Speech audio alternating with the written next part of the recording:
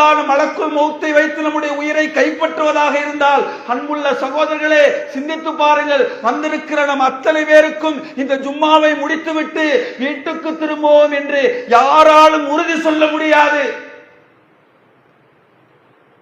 நாம் அமர்ந்திருக்கிற இந்த ஜும்மா கடைசி ஜும்மாவாக கூட இருக்கலாம். அன்புள்ள சகோதரர்களே சிந்தித்து பாருங்கள், இதுதான் நமக்கு கடைசி ஜும்மாவாக இருந்தால் நீங்கள் சிந்திக்க வேண்டும், அடுத்த ஜும்மாவை தொழக்கூடிய வாய்ப்பு எனக்கு இல்லை. நாம் எல்லாம் இப்போது தனியாக வந்திருக்கிறோம், மனைவி விட்டுவிட்டு வந்திருக்கிறோம், பிள்ளைகளை விட்டுவிட்டு வந்திருக்கிறோம், உறவுகளை விட்டுவிட்டு வந்திருக்கிறோம், தன்னந்தனியாக வந்திருக்கிறோம். சிந்தித்து பாருங்கள் அன்புள்ள சகோதரர்களே, உங்களுக்கு இறுதி ஜும்மாவாக இருந்தால் உங்களுடைய உயிரை கைப்பற்றக்கூடிய மாணவர்கள் இந்த இடத்திலே வந்துவிட்டால் சிந்தித்து பாருங்கள், அடுத்த ஜும்மாவை அடைவதற்கான வாய்ப்பு இல்லை. உங்கள் மனைவியை நீங்கள் சந்திப்பதற்கான வாய்ப்பு இல்லை. உங்கள் பிள்ளைகளை தூக்கி கொஞ்சுவதற்கான வாய்ப்பு உங்களுக்கு இல்லை. அடுத்த அசர் நேரத்திலே நடக்கிற திருமணத்திலே பங்கெடுப்பதற்கான வாய்ப்பு இல்லை. அடுத்து நடத்துகிற எந்த ஜமாத்தான தொழுகையும் கலந்து கொள்வதற்கான வாய்ப்பு இல்லை. உங்களை தேடி மலக்குல் மௌத் வந்து விட்டார். அல்லாஹ் குர்ஆனிலே சொல்லி காட்டுகிறான், குல் இன்னல் மௌத், அல்லாஹ் ரப்பல் ஆலமீன் குர்ஆனிலே சொல்லி காட்டுகிறான், குல் யதவஃபாக்கும் மலக்குல் மௌத் அல்லதி உக்கில பிக்கும். அல்லாஹ் சொல்லி காட்டுகிறான், உங்களுக்கென்று நியமிக்கப்பட்ட மலக் உங்களுடைய உயிரை கைப்பற்றுவார்.